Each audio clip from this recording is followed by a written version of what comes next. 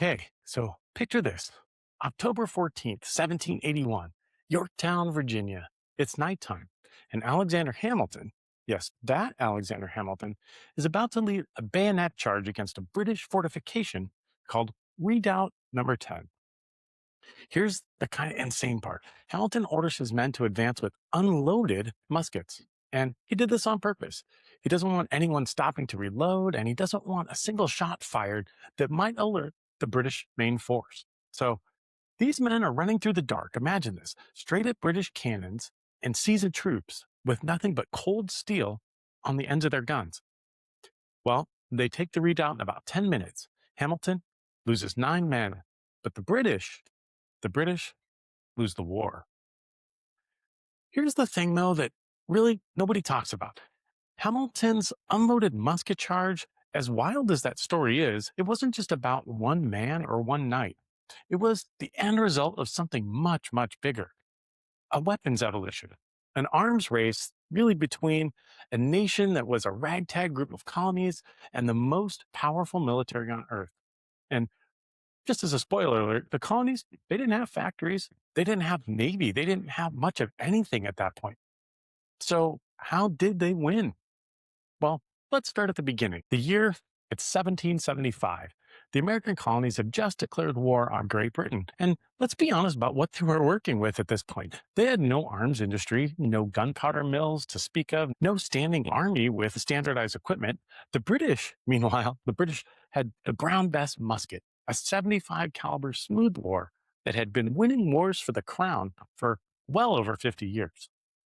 This thing was a beast. It fired a ball nearly 3/4 of an inch wide. In trained hands, a British soldier could load and reload it and fire it maybe 3 or 4 times in a minute. And if you line up a few hundred of these men with these muskets and they fire in volleys, you've got what contemporaries called a wall of lead coming at you. Now, here's where it gets interesting. The colonists had Brown Besses too, captured ones, stockpiled ones, whatever they could scrape together, essentially. But they had something else, something the British didn't expect: the French. In 1777, France signed a treaty with the Americans, and they started shipping over a weapon that would change the war: the Charleville Model 1763. It was lighter than the Brown Bess, more reliable, and by the end of the war, it was actually the most common musket in the Continental Army. But having a French gun didn't fix the biggest problem. These were still smoothbore rifles. At 80 yards, you could aim at a man and miss. At 150 yards, you were basically pointing in the general direction and hoping God agreed with your politics that day. The way you made the musket deadly wasn't accuracy at all. It was sheer volume. It was discipline, and it was drill. And that's where a Prussian showed up to save the American Revolution. His name was Baron Friedrich Wilhelm von Steuben. And I'm going to be honest, his resume, well, it was probably a little enhanced, let's say. He wasn't really a baron, and he wasn't really a general in the Prussian army. But here's the thing: the man knew how to train soldiers. That was undeniable. He arrived at Valley Forge in February of 1778. The Continental Army at this point, they were freezing, they were starving, and let's just face it, they were demoralized. And von Steuben, he didn't help. He looked at these men and said, "You don't know how to fight." And he was right. He taught them how to march, how to form lines, how to reload under pressure, and probably the most critical part, how to use the bayonet. The bayonet was 17 inches of steel. The British, they were masters of the bayonet charge. They'd fix bayonets to their weapons, march forward, and American militias at the time, they would break and run almost every time. Von Steuben, von Steuben changed that. He drilled the Continentals in bayonet technique so much that it became muscle memory, and they stopped flinching. And here's the payoff. This brings us all the way back to where we started, that bayonet charge that Hamilton led at Yorktown. The one with the unloaded muskets in the dark, well, that was won because of Steuben's training. That was 2 years later, and he was still helping to win the war. But the musket and the bayonet, that was one half of the story. The other half was happening in the forests with a weapon that was uniquely and unmistakably American. While the British were lining up in open fields firing volleys, there was a different war entirely happening in the wilderness, a war fought by frontiersmen, hunters, and sharpshooters carrying a weapon that the British they'd never seen before. The American long rifle, sometimes called the Kentucky rifle, sometimes called the Pennsylvania rifle. But here's what made it different from a musket: spiral grooves. Inside the barrel of a rifle was spiral grooves called rifling.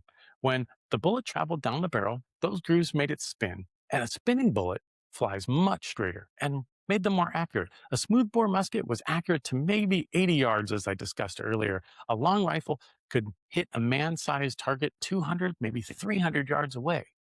So now let that sink in for just a minute. That's the difference between shoot in their general direction and pray and pick off their officers from a tree line they can't even see you from. The British hated this weapon. They considered it dishonorable, ungentlemanly. Sniping officers from undercover, that wasn't war, that was murder. The Americans, they thought it was extremely effective, of course, and one man, more than any other, proved how effective it was. His name was Timothy Murphy. He was a sharpshooter. He was a member of Morgan's Rifle Corps, and at the Battle of Saratoga in October 1777, Murphy climbed into his tree, steadied his long rifle, and fired at a British general named Simon Fraser from roughly 300 yards away. Well, the shot hit its mark and it hit Fraser in the stomach. He died the next day, and without Fraser, the British advance on Saratoga completely collapsed. And here's why that matters. Saratoga was significant. It wasn't just another battle. Saratoga was the victory that convinced France to openly enter the war on the American side. Without Saratoga, there's no French alliance. Without a French alliance, there's no French muskets and no French Navy, and Yorktown probably doesn't happen. One man, one rifle, one shot changed the trajectory of the entire war. So we've got the muskets holding the line, we've got the rifle picking off British officers, but you can't win a siege with small arms alone. It just can't happen. To break fortified positions, you need something bigger, much, much bigger. You need artillery. And here's where Yorktown comes back to play again, because Yorktown was really an artillery battle more than anything else. The Americans and the French dug siege lines around the British positions. They hauled cannons into place, and October 9th, 1781, 5 days before Hamilton's bayonet charge, George Washington himself fired the first shot of that bombardment. Now, let me explain what was flying into Yorktown for the next 11 days. There was solid shot, an iron cannonball designed to smash through walls and fortifications. There was mortar shells, explosive rounds, lobbed high in an arc that dropped straight down on the defenders. And then there was grape shot. Grape shot was nasty. It was a canvas bag packed with iron balls. Grape shot turned a cannon into a giant shotgun, hundreds of iron balls spraying in a wide, devastating pattern. If you were unlucky enough to be in front of a cannon loaded with grape shot, you just weren't walking away, period. And for 11 days, the bombardment continued. The British, they couldn't sleep. They couldn't reinforce their defenses, and they couldn't even bury their dead because there was so much going on. Cornwallis, well, he described the situation as a very critical one. This was a British understatement for sure, and it meant we're completely and utterly doomed.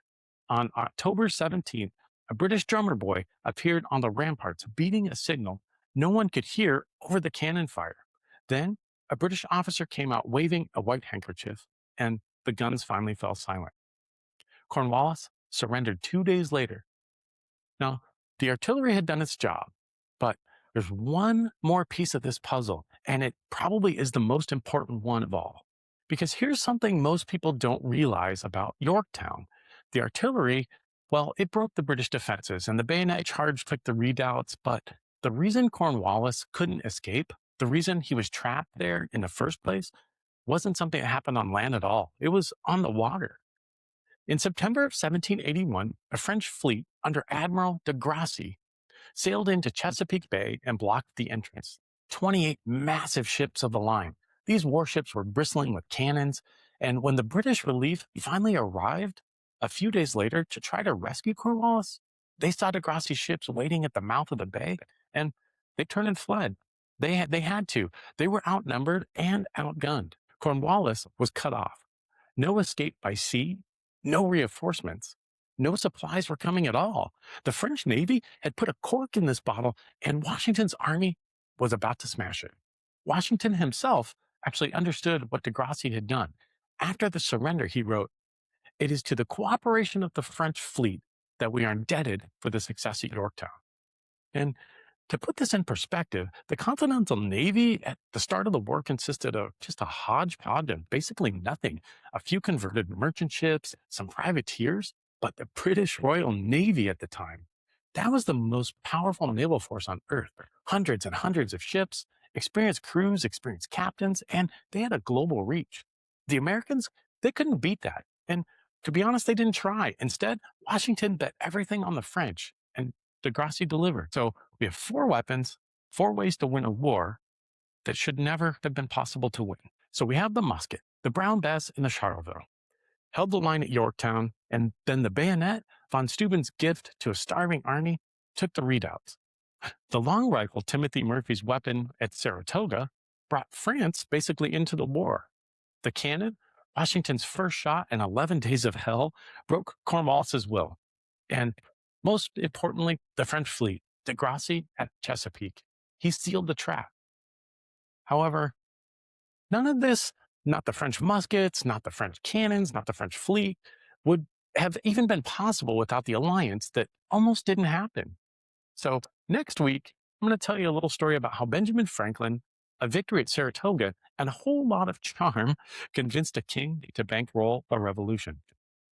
Thank you for watching another episode of Archives and Anchovies, the podcast about whatever it is I want to talk about that week. If you enjoyed this episode, hit subscribe for more untold stories. We do history every week. And as always, I want to wish you a great day, a pleasant evening, and a wonderful week ahead. Thank you.